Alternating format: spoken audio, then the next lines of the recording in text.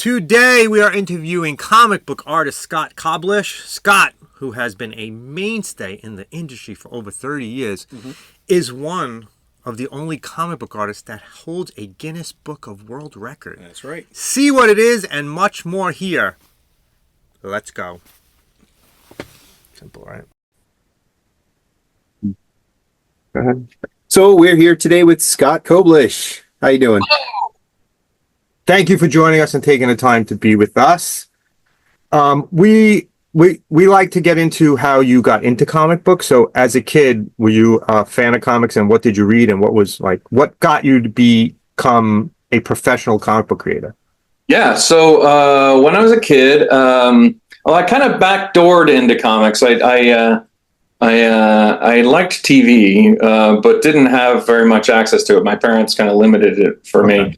So I did. There was a Batman TV show. The Batman '66 was always. Sure. Mm-hmm. And there was a Spider-Man show, which was the animated, which was the back sheet. Yes.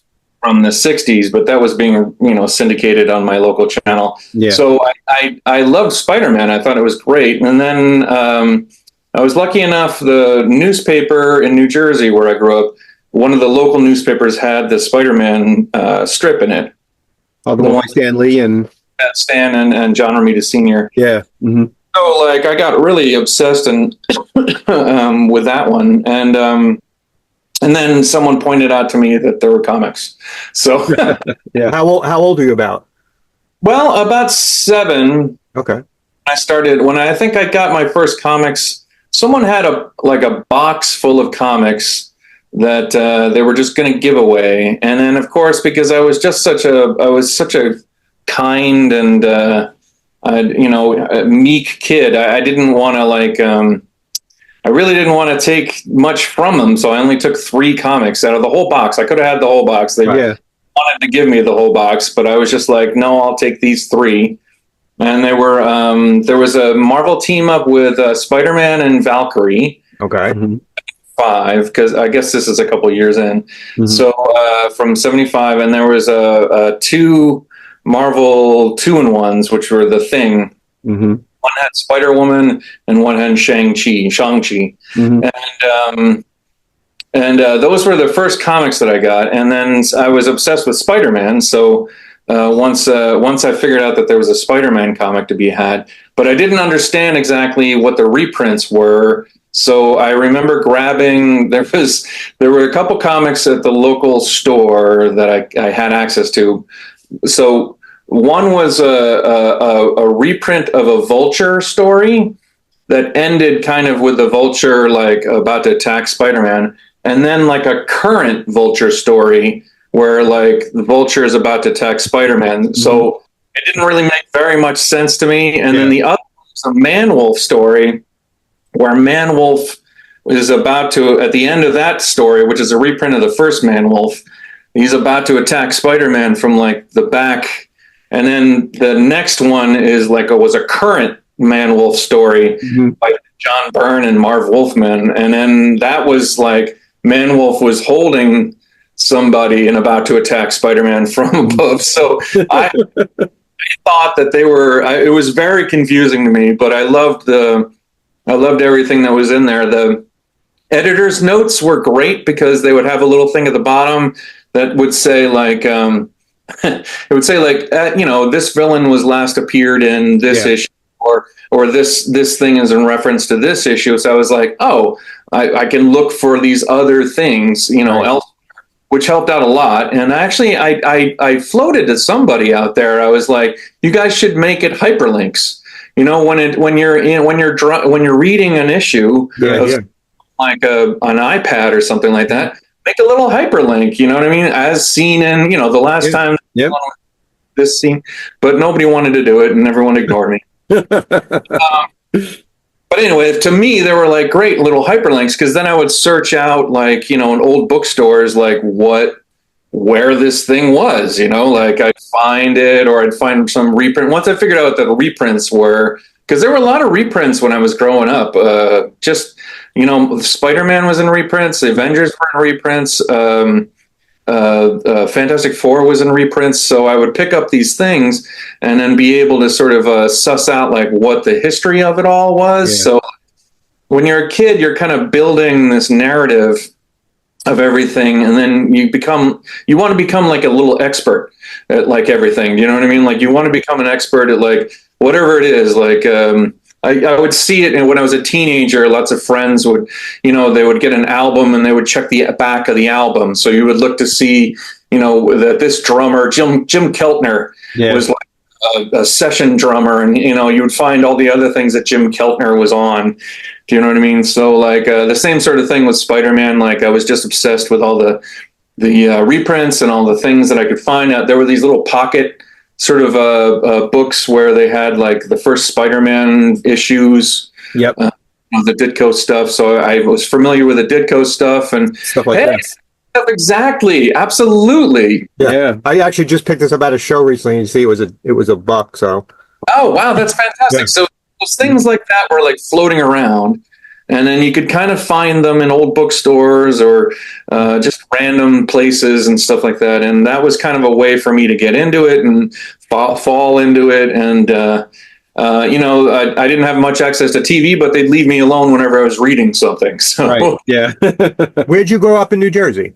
I did. I grew up in Morristown, New Jersey, which is Okay. Mm-hmm. Not far from us. We're on Staten Island, so. very good. Absolutely. Yeah. Staten Island is a honorary New Jersey. Yeah. If you guys ever wanted to become part of New Jersey, you're closer to New Jersey than you are to New York. So It would probably be easier than staying where we are. Probably would be. Yeah, and actually, it's funny, when we go to conventions, we usually end up going to Jersey because it's just so much easier than going. Absolutely.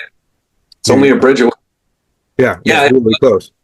New York is tough. I lived in New York for a while. It's just very difficult to get around. Yeah. I was trying to describe to somebody like why it was much easier to get around in Los Angeles than it is to get around in New York. And I was like, you can go, God help you if you have to go through Manhattan to get somewhere, you're just going to spend an entire day there. Yeah. Yeah, there's never not traffic in Manhattan when we go. Yeah, exactly. I remember one time figuring it out. I was going like 4 miles per hour across Manhattan once. And, like I could just be walking, I could walk fast.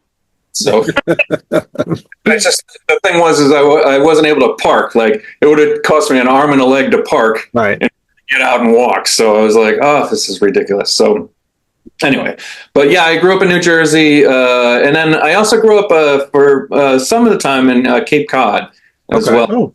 That's where I had like 2 stores that I could get comics. So like there was one that was like right next to the post office, and they had a whole bunch of DCs.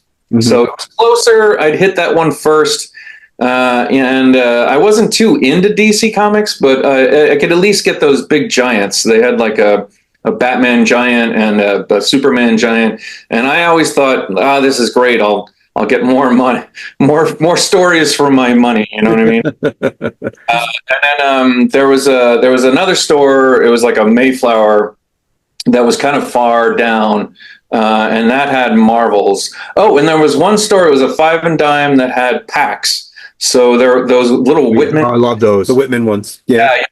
I could always take a chance. So that was a tough one because like the first one, if I had the first visible one, there were 3 in each pack. Right. If I had the first visible one, it's like, well, do I get this again? Do you know what I mean? Like, Yeah. I wanted the other one, but then I was like terrified of getting the one in the middle that I've already had that one. Sure. And then I feel like I'm wasting my money. I don't know. Anyway, and that's where I bought my first Fantastic Four comic. One of those little packs. There was it was a Fantastic Four 183 or 184.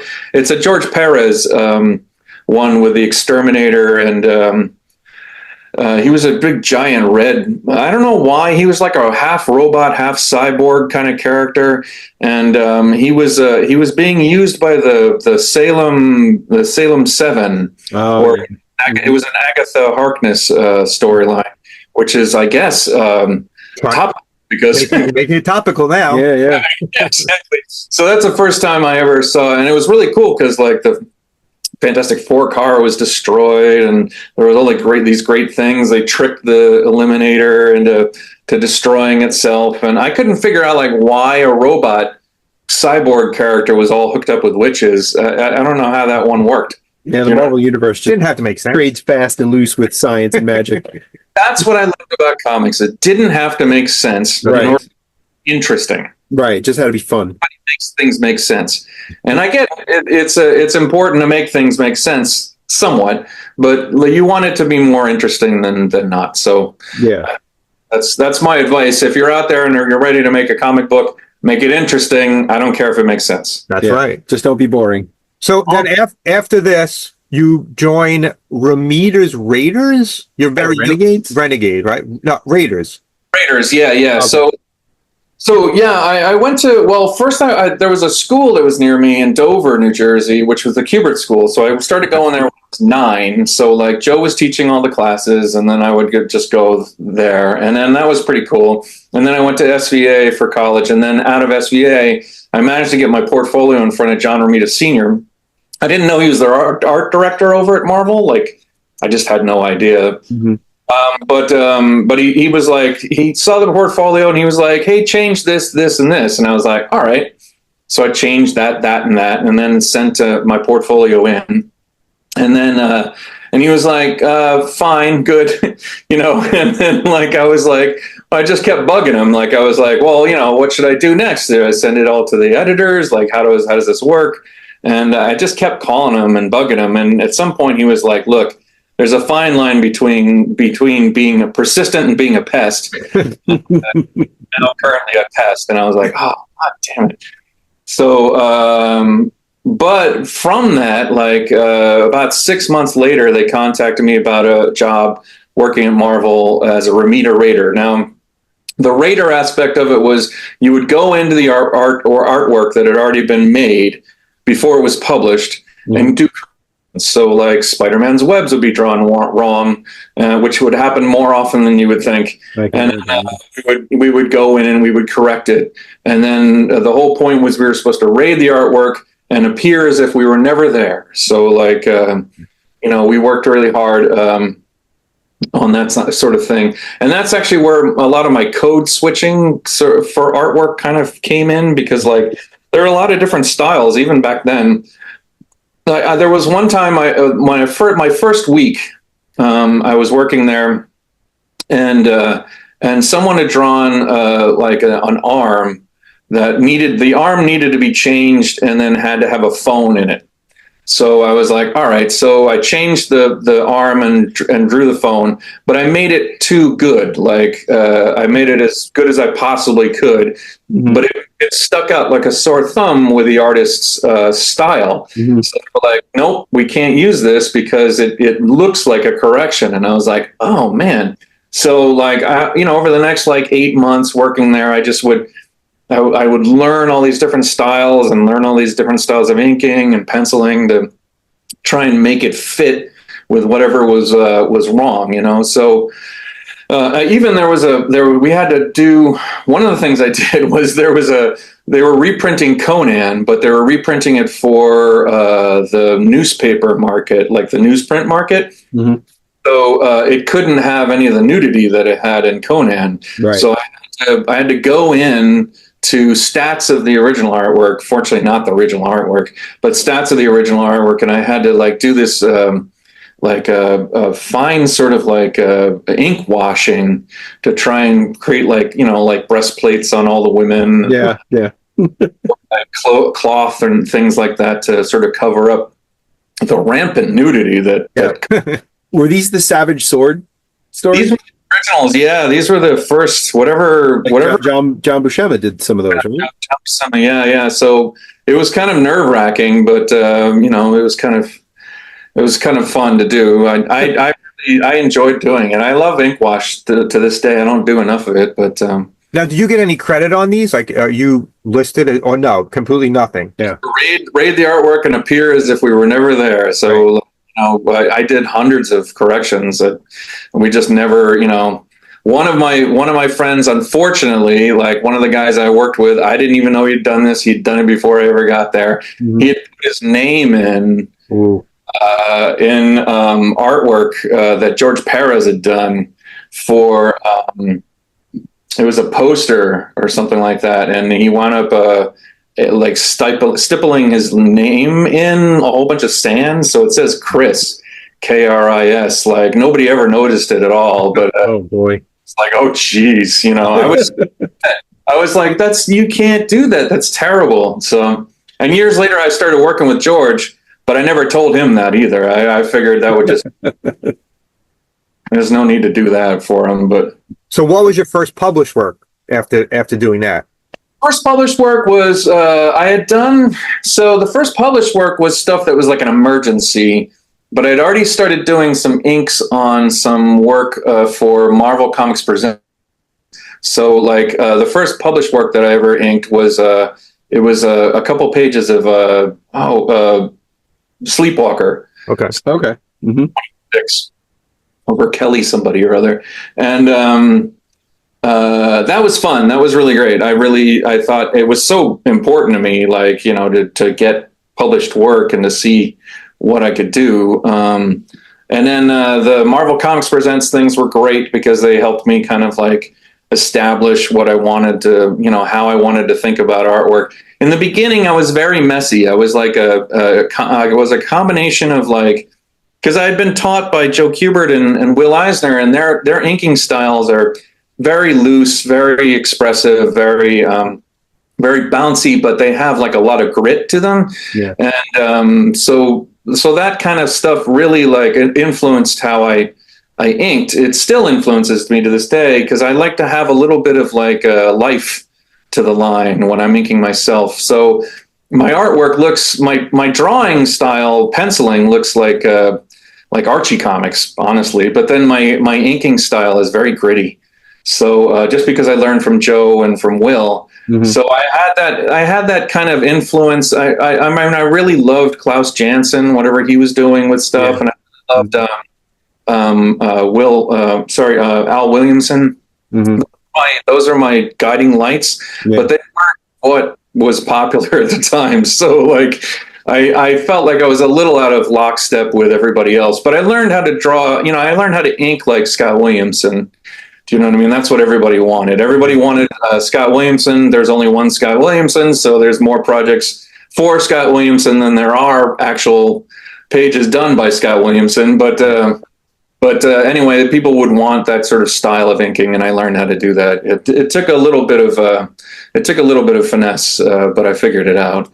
Mm-hmm. Every different artist, when I was inking over them, have a different kind of.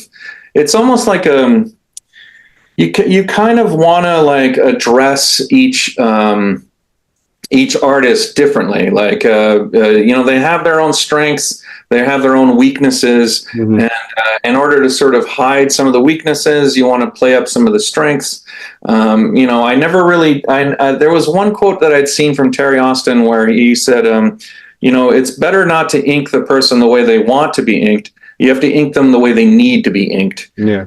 That was kind of my thought process. Although, when I was inking stuff, I was young and still kind of green. So like everyone that I inked for the first like 5 years, I want just a public apology. Who was your favorite person to ink? Who did you really like? It came across you. I got to ink over George Perez for about 10 years, and that was my favorite. I again, he was one of my favorite artists. I really latched onto his work early on. I loved everything that he was, all the stories that he was always telling. Like I was fortunate enough to be on the ride, publishing wise, with some of the Fantastic Four stuff that he was doing, and some of the Avengers stuff, especially. And then Teen Titans just blew the doors off as far as I was concerned. And then even Crisis and Wonder Woman. Like I just followed him. I knew exactly what he was up to. I had in my head exactly how to ink over him because I'd seen. He had a number of different inkers, and the inkers were kind of like important to his style. Mm-hmm.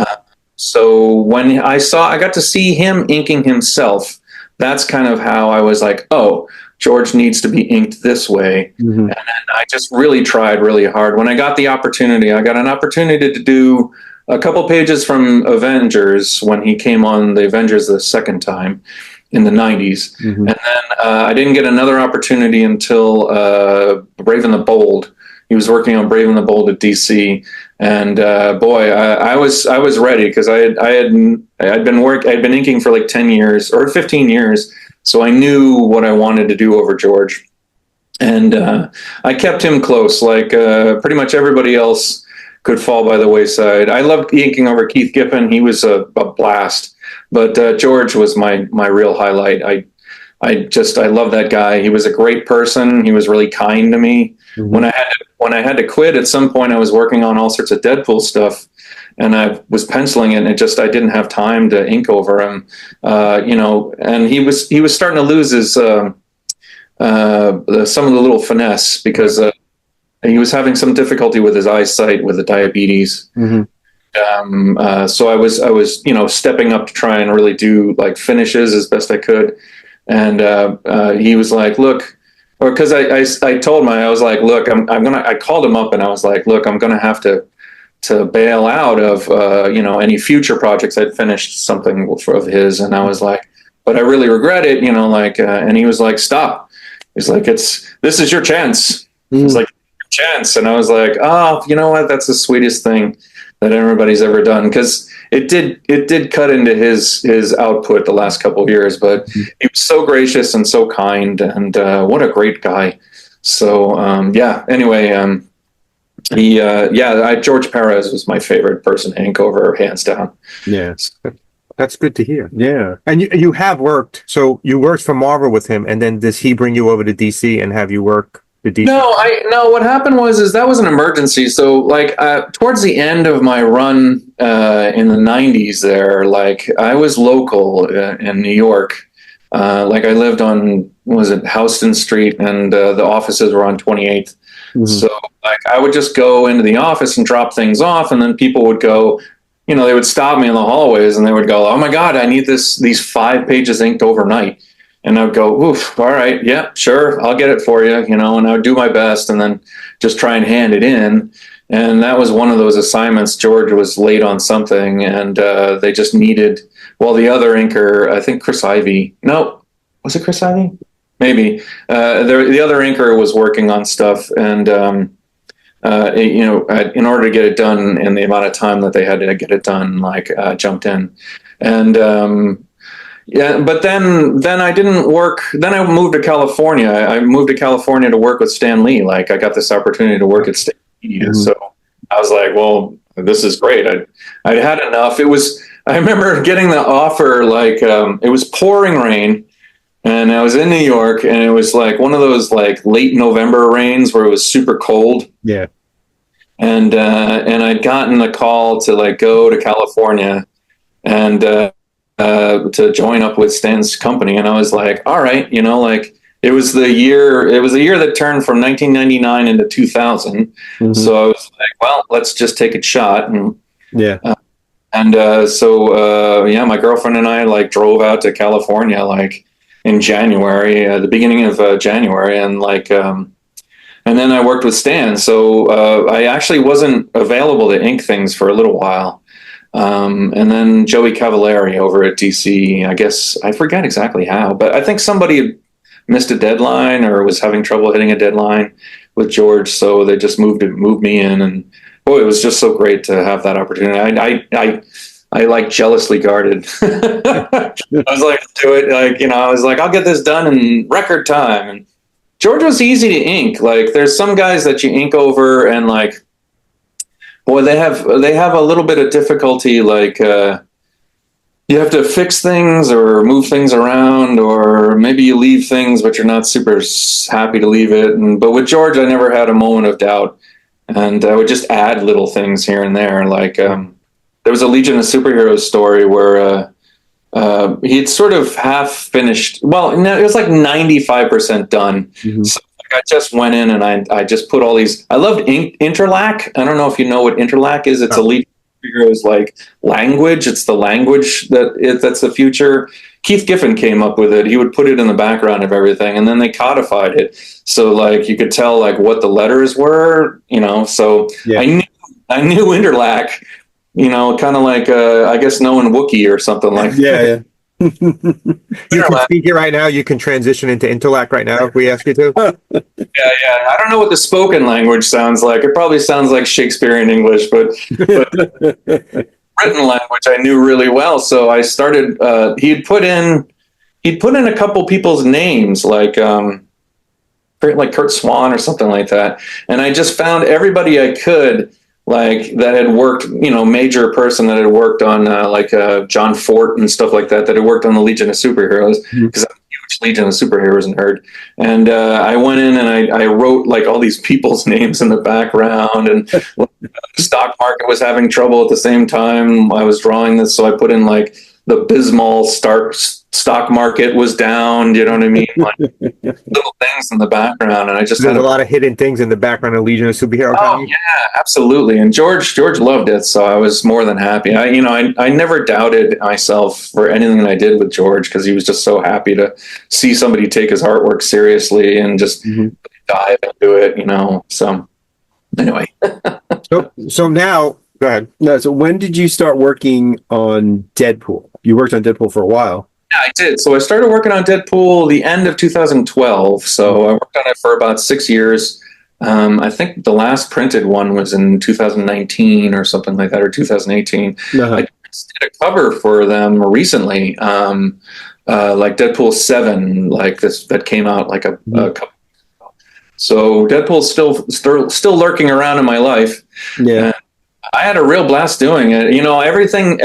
You can do things with Deadpool that you cannot do with any other character. So, like, if you'd done half the things that I did with Deadpool in Superman, you would ruin the character, and nobody would ever take it seriously ever again. Right. And, so the great thing about Deadpool is that we would put him into like we would put him in the 70s and put like a big Afro wig on him, and like some vest and like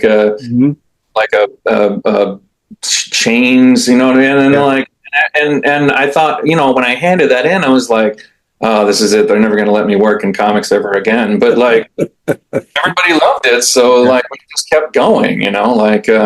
We did Deadpool a whole bunch of different ways. Sometimes we would do it like full script. Sometimes we would do it plot style. There was a Kirby kind of issue that I did that was like, I really tried to like just play up the Kirby. So I was like, look, send me just a plot, and I added all sorts of things. Like there was a Kirby had a whole bunch of like motifs that he would really float in and out of. So like he loved Yetis, and he loved like having a little dwarf guy like being in the story. He loved having like some strong woman, and he loved having a baby, like a cosmic kind of baby, you know what I mean? Like, so like I just threw in all those things, like, they weren't on the script. I just was like, look, I'm just throwing in everything that Kirby kind of throws in. Yeah. So I threw in all that stuff. And then there was one point at which Deadpool is supposed to fire like a ray beam at Fin Fang Foom, because I was also a huge Fin Fang Foom character. Yeah. So I was like, let's put him in here. So I fired the ray beam at Fin Fang Foom, but I knew he was going to miss. But I was like, well, where does this ray beam go? So I was like, well, I'll tell you what, it hits the moon, because the Watcher was in the story too. The thing that always bugged me about the Watcher is he's constantly telling everybody that he doesn't want to interfere. He doesn't want to get involved, and he's always getting involved. So I was like, there's got to be a reason that this guy wants to get involved. So like, this Deadpool story was it was supposed to be set in like 1963. What I did was I had the ray beam miss Fin Fang Foom and destroy the moon, and just so I could get this one panel where the Watcher goes, "My house," and then he goes, "I've got to get more involved." So he blows up the moon. And of course, the moon Odin reforms the moon or something like that. Some cosmic reason for reforming the moon. But I was so happy because I was like, I've solved the Watcher problem. You know what I mean? His house was blown up by Deadpool, so in the past. So now he gets involved every once in a while. So. Yeah, I mean, it's got to be a lot of fun working with that character because there's really there's no restrictions on what can be done. Yeah, we just kept going. Like we would put him in the 90s, we would put him in the 80s, or we would put him in the 60s and 70s, and then we would have him fight. Just things that you wouldn't normally think. There was an arc where we had him fight the TVA, so that stuff wound up in the Deadpool movie. We did the Deadpool 2099, and there's a Deadpool 2099s in the Deadpool movies. I was super happy about that. What'd you think about the last movie? Oh, I loved it. I thought it was great. I'm not a huge fan of the TVA. I find the TVA stories to be a little bit. The reason it's there is, as with all things, you can start out revolutionary, and then in order to, once you succeed at that, there's an impulse to kind of like codify things and make it like orderly. Yeah. And that's where a bureaucracy gets created. Yeah. I find bureaucracy to be less interesting than the revolutionary kind of ideas. So whenever I see that the TVA is there, that's what they're there for. They were created at a time in the mid 80s in the published work, just as the comics were struggling to under the weight of all the continuity. Mm-hmm. Like there was a lot of continuity. There was a lot of like expectations about like this story fitting in with a previous story. Yeah. So Walt Simonson, I guess, came along and created the TVA in order to sort of like just make it so that it all made sense. But and then of course he made the face of the TVA, Mark Grunwald, who was an editor at the time. So I always thought that was kind of funny. But and actually the in the TV show, that Loki TV show, the character Mobius. Mm-hmm. I think it's Mobius. Mobius. Oh yeah, Mobius. He looks almost exactly like a Mark Grunwald, like today, like he's gray hair and you know what I mean, the same kind of mustache and I was just it was always kind of throwing me when I watched the show. I was like, wow, it's just really weird to watch somebody you knew, and he died, and then they're like playing his older self in the role that he had in comics. It's just weird mind thing. So, but at any rate, like I find the TVA stuff to be kind of like it's too much bureaucracy. It's but it worked well in the Deadpool movie because Deadpool doesn't take to bureaucracy. So, but at any rate, like TVA stuff. I was ready for him to destroy the TVA once and for all. Yeah, I kind of thought that's where it was going. Yeah, I kind of thought that was going to be what happens. But I suspect that there's some more multiverse stuff in the future. They'll be using that for years. But the TVA is way better than DC's version of that too. Well, I kind of like Johnny DC. Remember, Johnny DC is such a strange character, and he's coming back. He's been coming back recently. Now he's been in Blue Beetle quite a bit lately. Oh, really? Yeah. Such a strange character. Strange bunch of characters. So, like, the logo. Yeah. Everybody seems to have it in the end. I don't know. Like, it's just how it goes. It's from the 80s when Reagan was president and we needed to get some kind of, bureaucracy in the comic book. Well, continuity is something that always bothers me. I never understood people's stress about continuity. Like, I know people like things to be orderly and make sense, but I find that artists and writers end up having to bend themselves backwards in such crazy ways to fit this fictional continuity that we know is fictional. Yeah, I think consistency is more important than but I understand if you've been reading something for 20 years and then all of a sudden somebody comes along, unless it's a really great idea, like with Swamp Thing, where like Alan Moore came in and was like, everything you know is wrong. Yeah.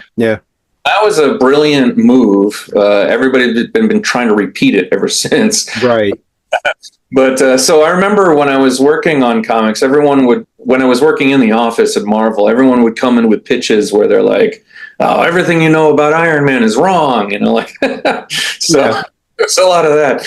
But I think consistency is much more important than continuity. That would be my watchword for it. But So let's talk about what you're becoming known for. You're becoming known for these things.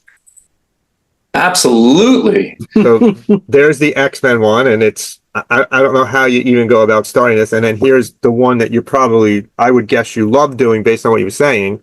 Yeah, sure, absolutely. So yeah, so I'll go into a little bit. So basically, the reason that these exist is because I had done a Deadpool cover Yes. where he was getting married. And you have the Guinness Book of World Record for that, right? You have it hanging up back there somewhere. Where is your Guinness? Up over on my desk. It's over there. You can't see it.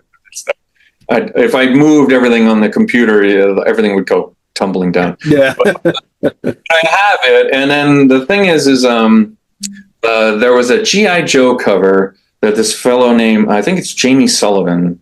Anyway, he's a great artist, and he lives kind of close by in Los Angeles somewhere, or maybe Orange County or something like that. And I was at a Los Angeles convention about 2 years ago, and he came up to me and he was very excited. He'd beaten the record, and I was like, "Oh, that's fantastic!" Because I know what it takes, like, to do something like that. Like, I'm more than happy to see what he did, because I thought George Perez would have like the record for this stuff, but he doesn't. There was a JLA Avengers cover that had 197 characters. Mine had 224. Jamie's had 300. Wow. And I was talking with him, and I was like, "Well, how many characters are in it?" And he was like, "Well, 313." And I was like, "Well, that's great. So, like, if I came along and did 315, would you try and chase the record?" And he was never doing that again. And I was like, all right. So my wife had given me, Marvel has an app. So it's the, what is it? The Marvel Unlimited app. Yep. And I was looking through it, and I saw that Spider-Man was close to 1,000 like issues. They'd had 920 or something like that when I was looking at it last. So I wrote the Spider-Man editor, and I was like, "Hey, I want to do a cover where there's 1,000 Spider-Man," And he was like, "You're crazy," and he's like, "It's too far away. Like, it's years in the future that this Spider-Man 1,000 is going to come." So I was like, man. But I had CC'd a couple other people in it, like Tom Brevoort over at Marvel, because I've known Tom for many years. And anyway, like he poked his head in, and he was like, "Well, there's a Fantastic Four 700 coming up. Do you want to do something along those lines?" And I was like, "I would love to." So on each one, I did 2 wraparound covers for the Fantastic Four. You can see one of them there. That's the second one. The first one I made sure that it had 364 characters. So you had the record again. Yeah, so I could get the record again. And then the second one, I wanted to make some of the characters bigger. So, like... Now, do you have a guide for this? Like, so when you do this... Yeah. There's a key that you have? There's a key that I made for that, and I wanted them to put it in the book, but they didn't. Yeah, it's not. But I have a key for that one. I knew exactly who everybody was. The way I did that one is I looked through the Marvel Unlimited app, and I just read every single issue of the Fantastic Four that was in there, and then I would take screenshots on my iPad, and I created a giant database with everybody in there. And I missed one character. I missed one character that's a robot from the like early 70s, because there's a period of time where I kind of glossed over because I kind of lost my patience. And around issue 119, I was like, "Oh, this is killing me." But the rest of it is it's all canon. It's all the characters that were in there. And the really cool thing that I did was I put everybody in there once except for the main characters, the 4 themselves. Originally I did them the way that they looked in 1964 or 61, I guess it is. And then the second time I did them how they look now. Okay. So that part right there is how they look now. Mm-hmm. And I put as many people in, like Reed's sister is right next to Reed. He didn't have a sister until recently. I put a lot of the important ones in there. When I put Spider-Man in, I put him in the F4's Foundation. Yeah, right. Name all these characters. So everybody's that's in that thing appeared. I only have them in there once. So Spider-Man, when he's in there, he's in that costume, but he's nowhere else in the You got artwork. Herbie in there too, so that's important, right? Got Herbie in there. Well, there are 7 different versions of Herbie, so Yeah, I see this too there, yeah. versions of Herbie in there. Trust me, finding out where Herbie was and what he looked like over the years was kind of aggravating as well. So some people, when they do Herbie, they half-ass him, and I didn't like that. I'd put some of the Herbies I didn't respect a little further in the background. Now, how many are on the X-Men one? So the X-Men one is over 4 different huge boards. That one, the artwork for it is, in total, it's 7 feet long. Wow. So I'm a huge X-Men fan, and it was every X-Men that I could think of, as well as I knew that I was going to be putting. As soon as you sit down with X-Men, you run into the problem where you can't really just put in one of each. So, because Phoenix exists. So is it Jean? Is it Phoenix? Is it Dark Phoenix? Like, I wanted to put all 3 in there. So I was like, already I know that I'm going to have to put in different kinds of characters. So what I did was I made it so that I had a sort of point of interest. So I made it Cyclops. So Cyclops has had a number of really interesting costumes over the years. Yeah. I made it so that I had like 8 or 9 of him where he was in the Red Revolutionary costume, or he was in the X Factor costume, and then I'd sort of build around him like some of those characters, like X Factor. I wanted to have, Beast has an interesting costume with the brown and yellow. I wanted to have Archangel. So that's the thing. Like, if I put in Angel, then I couldn't put in Archangel. So I was like, I just have to break my rules and make that I'm putting in lots of different interesting design things. And then, of course, when you hit Age of Apocalypse, you can't skip out on those characters either. So, and then when you hit the Ultimate stuff, you can't skip out on those characters either. So at any rate, like, I had lots of different costumes. I put Wolverine in his brown costume at some point. Mm-hmm. Yeah, that was super fun. I put him in the current costume that he's got. I put him in Fang. There's for the Imperial Guard, I had them way up at the top across the top row. Yeah. And those were really cool. Yeah, exactly. So that's towards the end. So there are 3 different Fangs. Right. There's like a whole bunch of different Imperial Guardsmen there. I think there's about a total of about 68 of them. So a lot more than I thought. There are 3. Now the thing about the Imperial Guard is they're all sort of like pretend versions of the Legion of Superheroes. Yeah. But the first iteration of the Imperial Guard from X-Men 107 doesn't have Bouncing Boy in it. So I think that a whole bunch of people along the line, without editorial oversight, have created 3 different versions of Bouncing Boy. Yeah. So one is like Glob, one is like Blimp, and I think another one's called Hardball. But so the weird thing about the Imperial Guard is that they have 3 different versions of Bouncing Boy, but they have different. Everyone sort of respects the Gladiator and things like that. So I went into. I had 3 weeks of reference on this. Like, I dove into every X-Men comic that I could possibly sort of find, and a little iteration of like Betsy Braddock and. Because she's Psylocke at some point when she's Quanon, I think. So there's just so many different things like within it. Is there anything hidden in here? So on that one, I'm trying to remember. Oh, you know what? There's 2 onslaughts.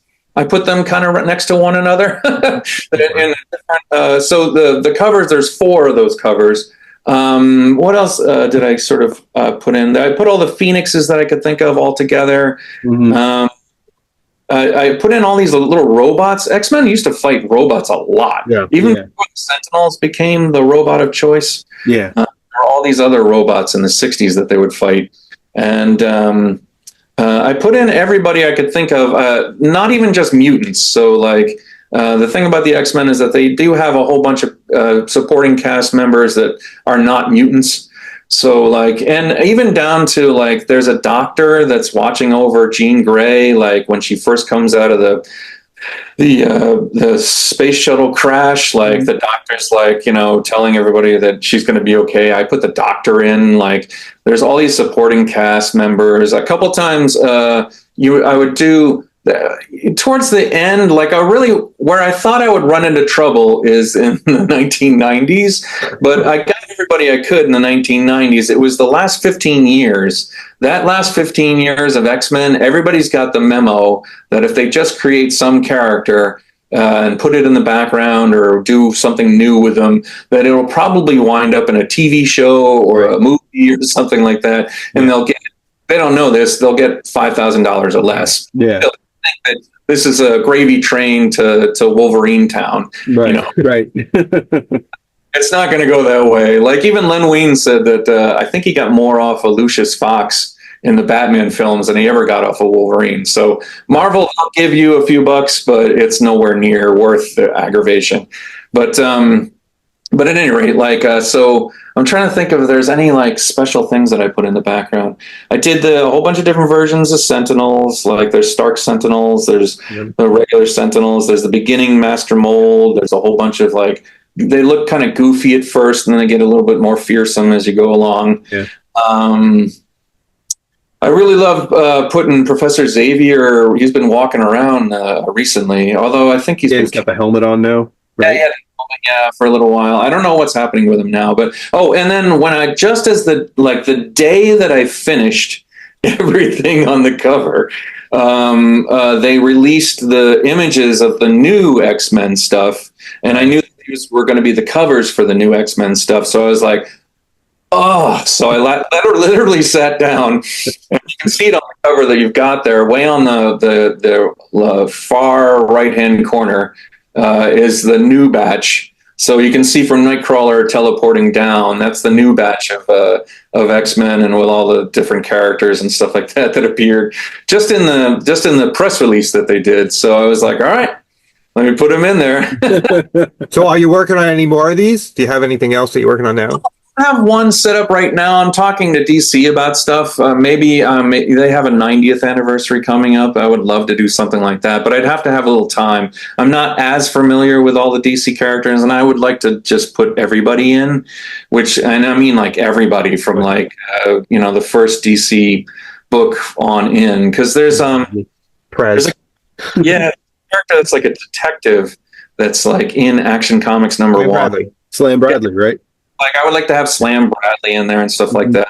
Yeah. So I would love to have everybody a Snapper Carr. They actually used Slam Bradley recently. He was in a Batman. Oh, good. He's one of the oldest characters, and he works out really well as a detective. Like the X-Men don't really have a lot of detectives because there's a whole bunch of telepaths. Right. You don't need a detective. You can read.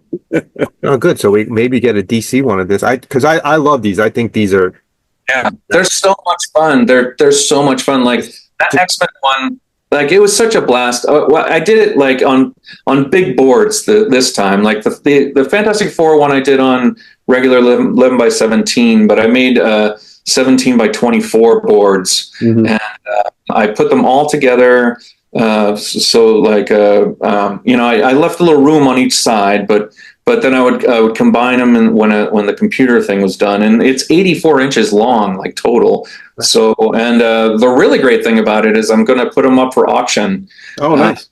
November, yeah. So November 21st through like the 23rd, Heritage is having an auction, and I'm putting all 4 boards in there, and everyone can take a crack at trying to get it. That would be awesome. You should get it. Yeah, it's pretty cool. I'm really psyched. Like Heritage a lot of money for this sort of thing, and I'm really looking forward to somebody like having it. Like there's a guy who got the Fantastic Four one last time because I put that through Heritage as well. And what a delightful person that guy is.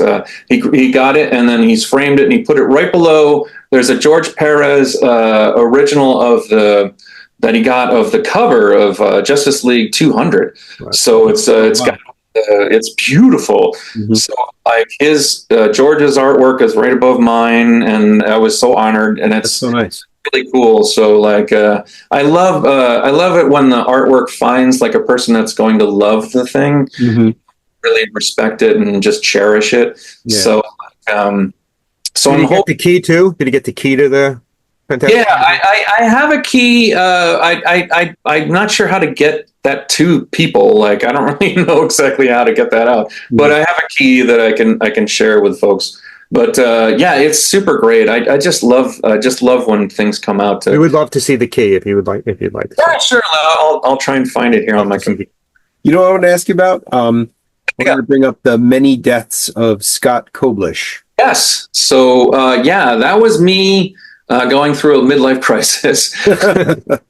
I would every night for like a good period of time, I would close my eyes to go to sleep, and then I would think, well, just before I would drift off, I'd go like, well, this is what death must feel like. Oh, you too, huh?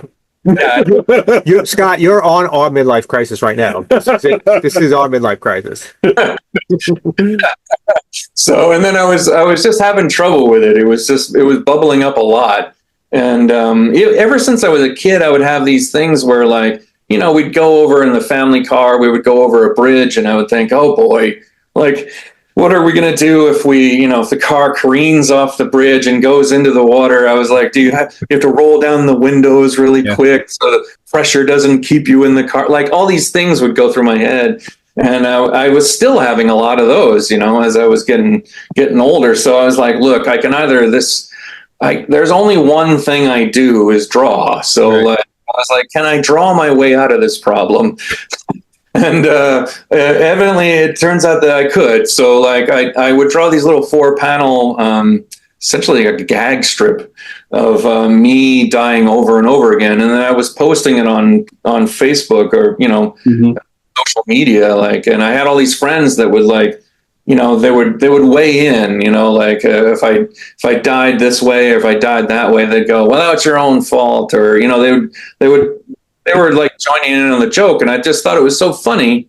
Some of them I would do, and they were terribly depressing. Like, there's one that I walk into the ocean, and that's it. And then everybody was like, "Whoa!" Like, silence. Like, nobody liked those. So the ones that were funnier, like, I found that I had more interplay. Like, people would really, pitch in and talk about. So, like, was there like an increase in phone calls from your friends and family while you were doing this, like checking in on you, making sure you're okay? So worried, but I had a friend who worked over in Chronicle Books, and she was like, "Hey, do you want to put these out as a book?" And I was like, "Yeah, sure, let's do it." So I put them out as a book. It was funny because the editor that I wound up having on it, we would have these little back and forths about like I would draw myself dying. Like, there was one where like there's a deer that jumps in front of the car, and then the car, of course, careens into a tree, and then I die because the car crashed. And then, like, the deer is just eating grass in front of the tree or in front of the smashed up car. So, but he was like, you should put the car on fire, and I was like, why? And he's like, because he's like, I'm having trouble imagining your mangled dead body in there. I was like, so my immolated dead body, like, that's that, and he was like, trust me. So I put the car on fire. I was like, all right, sure. So arguing with somebody about how you die, like, was a real eye-opener to, like, what I was doing. I was like, I can't believe this. And then there was one, my daughter, while I was doing it before we had the book, my daughter came in one time. She was just kind of curious. She was like in middle school, and she came along. And she was like, "What is this that you're drawing?" And I was like, "Oh, well, I'm drawing myself dying over and over again." And she's very sensitive at that age, so she was just like, "Why would you be doing that?" And I was like, "Well, art."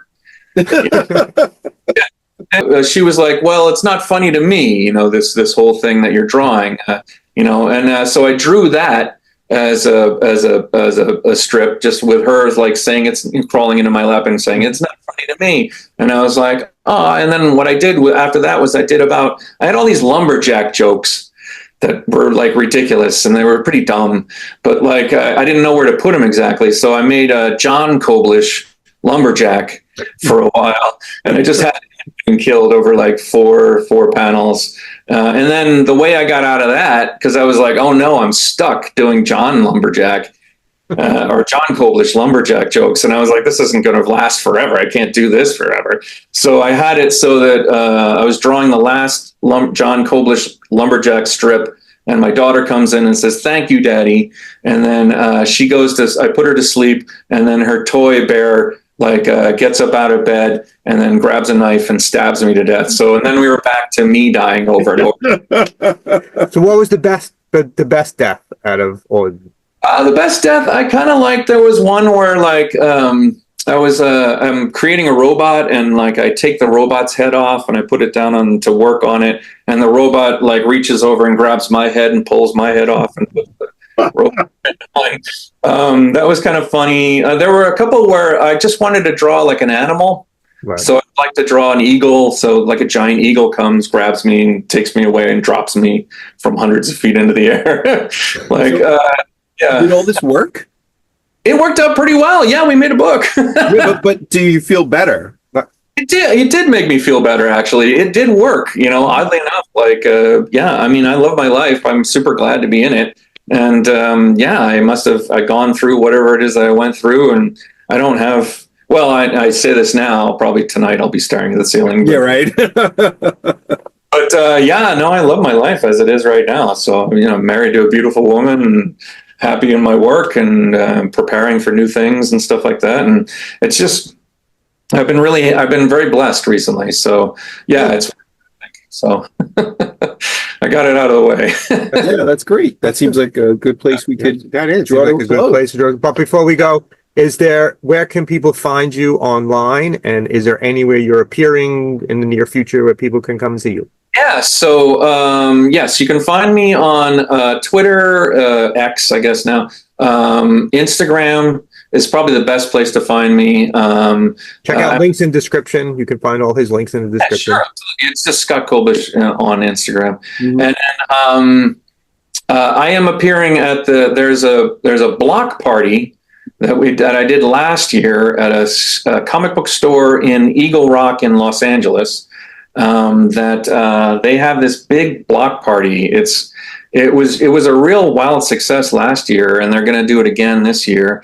And I just saw Patton Oswalt on Jimmy Kimmel talk about this because Patton's setting the thing up, and Patton is doing this. He's the one of the people behind this thing, and it's a huge block party at this in Eagle Rock. Basically, it would just commandeer a space and just take it over. And that's on November 2nd. So in Eagle Rock at a store called Revenge of. Nice. Okay. Yeah. Look for this auction, right? You're going to be auctioning off the original on Heritage. On Heritage. Let's go to that auction. You might win it, which would be fantastic. It's 4 different boards. It's pretty much every X-Men I could think of. There's even a character that I put way up front called Forget-Me-Not. So, and his power is to make everybody forget him. So, I was like, oh, that guy's got to be up. Yeah, you got to have him in there. That'd be a good Christmas gift for me if you want to. Yeah, absolutely. Yeah, it's before Christmas. You definitely have, hopefully before Christmas. But yes, please check it out. It'll be at Heritage Auctions when they do. Awesome.